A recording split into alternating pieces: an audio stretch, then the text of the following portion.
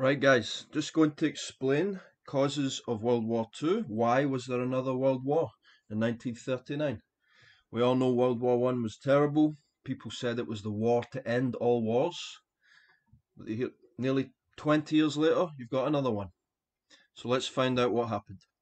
So this is going to be linked to your textbook, but let's just clear up the basics, the basic information for people that don't know anything about World War II. So, 1939 to 1945.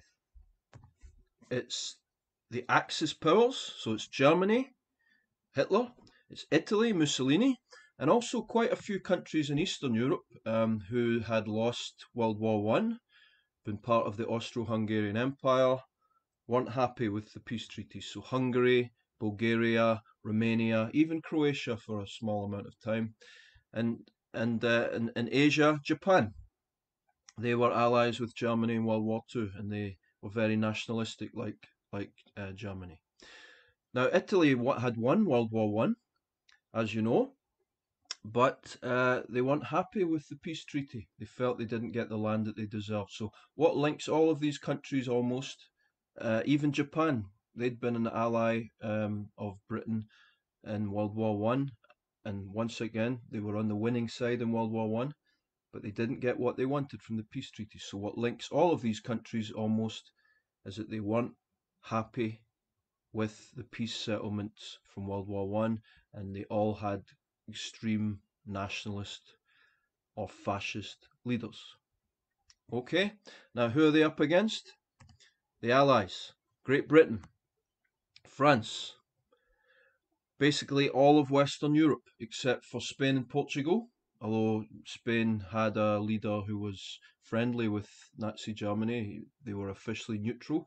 So Spain, Portugal, Switzerland Sweden are not officially part of World War II, but nearly every other country in Western Europe is fighting against the Nazis unsuccessfully for the first few years.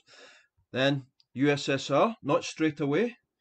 They're originally they sign a deal with the Nazis, a treaty to leave each other alone, but eventually Hitler will invade the Soviet Union, Russia, and then, of course, Japan will bomb US Navy at Pearl Harbor and bring them into the war. So it's basically Germany against nearly the rest of the world. Now, the fighting, it really is a world war. World War One, the fighting's nearly all in Europe. It's called a world war because so many countries are involved. But World War Two is really a world war. Lots of fighting in Europe, particularly in the East. Fighting in Asia, the Japanese invade China, the Japanese invade Singapore, the Japanese invade Korea. It's fighting all over Asia. North Africa, there's a lot of fighting in the desert. Rommel and the tanks against Montgomery, lots of desert battles, thousands of tanks, and there's fighting in the land. We've mentioned tanks. You get huge battles with hundreds and hundreds of tanks. There's fighting at sea, the Pacific Ocean, the Atlantic Ocean. Once again, submarines, massive battles, hundreds of battleships. Unlike World War One, there's lots of fighting in the air. There's fighter planes. There's not jets yet. There's bombers. Lots of fighting, and of course, it's a nuclear war.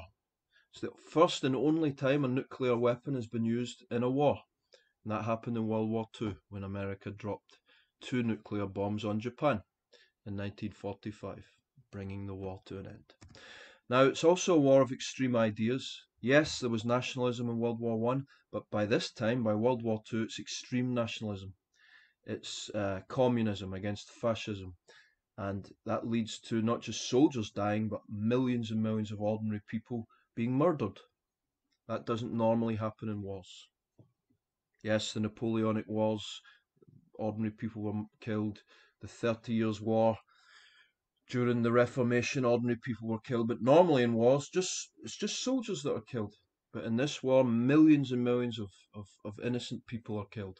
So the famous Holocaust, where 6 million Jews are wiped out by the Nazis. The bombing of cities by Germany, but also by Britain and America. So innocent people being killed in their homes at night time, and just atrocities. That's a word for murdering innocent people. That was really bad um, uh, in Japan, the fighting over there, but also on the Eastern Front when Germany invaded Russia and Eastern Europe. It wasn't just Jewish people who were murdered. Lots of Russians and Poles were also murdered. So it's an extreme war, and prepare yourself for this. We all know World War One, 9 million. Look at this, 75 million. Some historians say 80 million. It was a terrible, terrible war. So, why did it happen? Well, the textbook talks about what Hitler's aims were. What did he want to achieve? Why did he start this war? It also talks about, so it mentions the Treaty of Versailles a lot, and then it talks about how slowly Hitler starts to take back land that he'd lost because of the Treaty of Versailles, and nobody stops him. Britain doesn't stop him, France doesn't stop him. That's called appeasement. Well, because we want to stop a war, we let Hitler get away with what he was doing until it was too late. And when we finally made him stop in September 1939, when he invaded Poland, he was too strong, and it would take 6 years to bring him down. So that's what the book talks about. Hitler's aims to get rid of the Treaty of Versailles, how he does gradually start to ignore the Treaty of Versailles and take back land. Nobody stops him until it's too late. And the war begins when Poland is invaded by the Nazis in September of 1939. Anyway, let's go into a little bit of detail now. I'm going quickly because YouTube only allows 15-minute videos. Okay, so Hitler's aims, very simple. He wants to completely get rid of the Treaty of Versailles. He hates it. He's never accepted it ever since 1919, and lots of Germans hate it, and that's why he gets elected leader in 1933, because he wants to get rid of the Treaty of Versailles. He's very clear about that. He wants to build up Germany's army again. He wants to give Germany an air force. He wants to take back the land that they lost. He doesn't want to pay the reparations. So we all know that's a big cause of Hitler becoming the leader of Germany. And it's his big aim. And that's going to cause a war, very likely. The other thing that Hitler's interested in is called pan-Germanism. So he wants all German speakers in Europe to become part of a greater Germany, one country.